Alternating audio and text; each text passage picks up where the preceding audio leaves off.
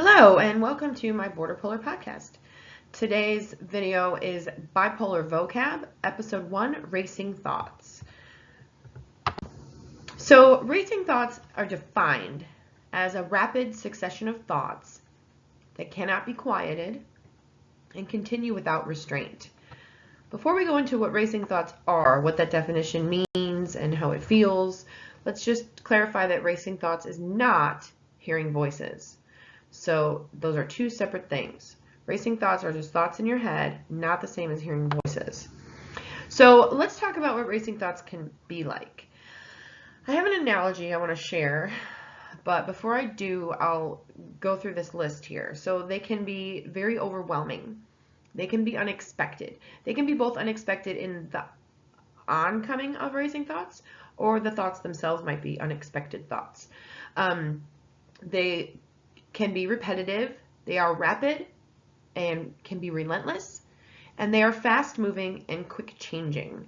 Fast moving in that one thought comes right after another or simultaneously, and quick changing in that they aren't related to one another. So they're random thoughts that aren't necessarily related to one another.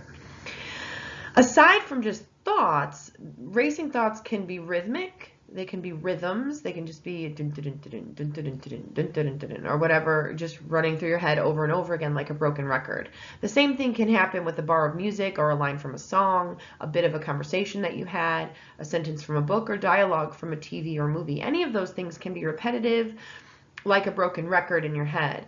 For me, I personally experience racing thoughts the majority of the time. So I have a lot of trouble with things like concentration. I have a lot of trouble with concentration.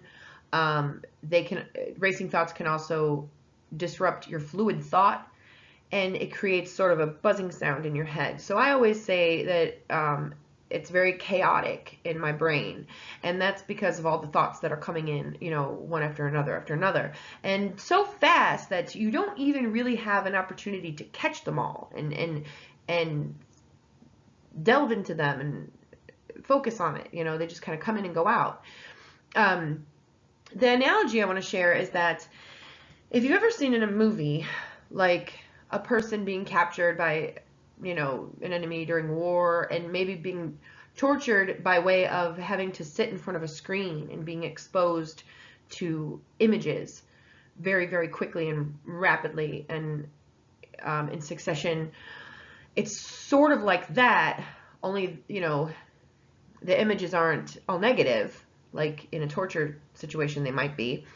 They're just thoughts instead of images, and they come in and they come so quickly that it's sort of like watching that sort of torture tactic with the screen and the images coming on so fast. That's the best way that I can describe to someone what it's like to be inside my brain, trying to navigate through like almost like a thatchwork or a giant bramble bush of thoughts in order to pick out the words you want to use in the next sentence that you want to say. It's very difficult and requires a massive amount of diligent concentration to get sentences out. It might seem like what I'm doing is easy because I'm speaking fluidly, but it's actually a lot of work that I'm doing just to be able to form a sentence amidst the chaos in there. So that's sort of what it feels like. It feels like there's a buzzing in your brain, a buzzing sound in your head. It's hard to concentrate on having conversations with people, reading things, watching things, focusing on a task, and it can be very disruptive to your fluid thought.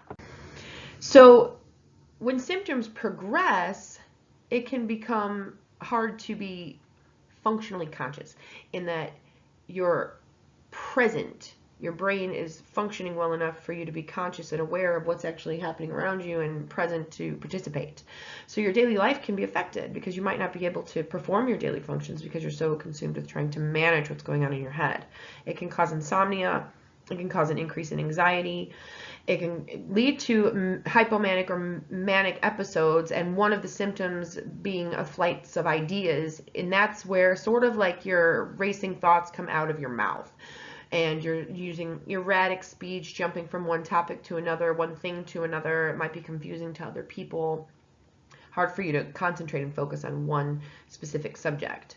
And other symptoms that you want to watch out for, because racing thoughts can be a precursor to a manic or hypomanic episode, and this is particular to those of us with bipolar disorder. We're going to see soon that racing thoughts aren't just specific to people with bipolar, but some of the things with bipolar disorder and racing thoughts that you need to be aware of are pressured speech, a reduced need for sleep, a persistently elevated or irritable mood, or maybe elevated and irritable, an increase in energy and restlessness, an increase in your distractibility, a lack of concentration, grandiose thinking, and risk-taking behavior. So these again are symptoms of mania or hypomania that we want to be aware of if we're experiencing racing thoughts. Causes of racing thoughts aside from bipolar disorder can be many. For some people, racing thoughts can happen sporadically, periodically throughout their life due to anxiety, depression, or stress. Someone in psychosis, someone with MS or having experienced a stroke might experience racing thoughts. Those people who use substances such as methamphetamines, heroin, or cocaine could experience racing thoughts, as well as people going through a drug withdrawal. Also, it's a side effect of some prescription drugs. And aside from bipolar disorder, those people with attention deficit disorder, obsessive compulsive disorder, post-traumatic stress disorder, traumatic brain injury, or panic disorder can also experience racing thoughts. Again, they can be experienced by a lot of people, but it is a hallmark sign of bipolar disorder if you are experiencing experience racing thoughts at one point or another, especially if you're going into a hypomanic or manic episode. But then for some people, it's something that you deal with all the time. If you're like me and you stay in a mixed episode most of the time, you'll experience manic symptoms as well as depressive symptoms. So treatment for racing thoughts would include therapy, medication, and coping mechanisms. Therapy can be cognitive behavioral therapy. That's your best bet, including dialectical behavior therapy is under that umbrella. For those of you with a borderpolar diagnosis and borderline personality disorder. Also, medication can be helpful in the form of anti-anxiety meds, antidepressants, antipsychotics, or mood stabilizers, and then there's coping mechanisms. And just like anything with the mental illness, you're going to need a mixture of combination of therapy, medication, and these tools that you're going to need to practice. Some coping mechanisms for racing thoughts include deep breathing, distraction, and exercise, which again are going to be coping mechanisms for a lot of things. But mindfulness is the one I want to focus on the most here, because mindfulness being one of the 4 modules of dialectical behavior therapy and being something that anyone would be beneficial, it would be beneficial to anyone to practice mindfulness. It's something that you really do have to practice. You have to do it over and over and over all day, throughout the day, to get good at it. What are we practicing? What are we doing? And how are we doing it? We're observing, describing, and participating. So if you're experiencing distress, observe what's happening, not how you're feeling about what's happening, but what's happening without judgment.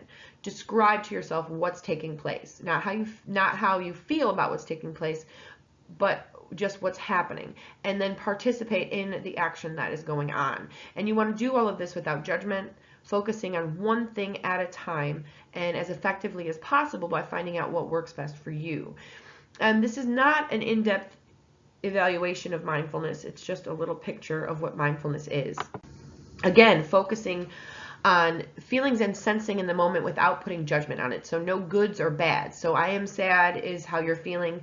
I don't want to be sad is a judgment of how you're feeling. You don't want to interpret the events. You want to say, I was in a car accident happened. You don't want to say I caused a car accident or that person caused a car accident. Just focus on what happened, and then being intensely aware of what's going on. So say you're having a panic attack and you're doing something simple like doing the dishes. You could just be intensely aware of what you're doing. So be very focused on, I'm picking up the sponge, I am wiping the sponge on this plate, I am cleaning off some food stuff, whatever. Just being intensely aware of all the details will help you to get out of your brain a little bit. And then the practice of mindfulness, if you research a little bit more, will involve learning breathing methods and doing some guided imagery. And there's a lot of information out there on the internet to help you with that. if you wanted to look into that a little bit further so you could focus a little bit on mindfulness. If you're experiencing racing thoughts. Aside from mindfulness, accepting reality and radical acceptance are two important things. Again, keeping that non-judgmental stance. So let's talk about radical acceptance a little bit. Radical acceptance is about accepting things for what they are at the moment without thinking about the past or the future. So just these coping statements you can say to yourself when you're experiencing distress. This is the way it has to be. It might not be what you want, but it is how it is. And to keep in mind things like, it's no use fighting the past. I can't change what has already happened. All the events have led up to now. So this moment is the result of over 1 million other decisions, but the only moment I have control of is this present moment right now. I don't have control of the past. I don't have control of the future. I have control of this moment. And this is the way it has to be, and we accept that. So radical acceptance, mindfulness, all of these are modules in DBT. So if you wanted to research DBT and learn a little bit more about those coping mechanisms that can help you with racing thoughts. Racing thoughts, again, being something that's very difficult to translate in words from one person to another. I really think that image of watching those screens change visuals over and over and over and over again is the best way I can relate what it feels like to experience racing thoughts. But just know that if you practice mindfulness and you practice being in the moment, eventually it does get easier to handle. Here's some references if you're interested. Thank you for joining me. Have a nice day.